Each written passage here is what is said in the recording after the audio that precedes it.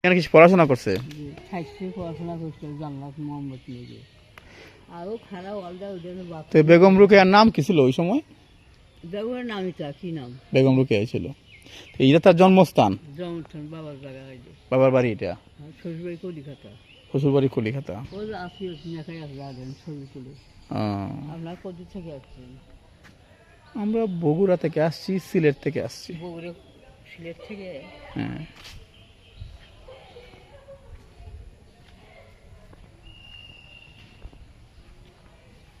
ওইখানে বসে পড়াশোনা করতেন? ওখানে ওটা যায়। ওটা যায়? হ্যাঁ।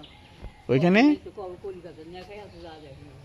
মানে ওইখানে বসে উনি পড়াশোনা করতেন নাকি? ও,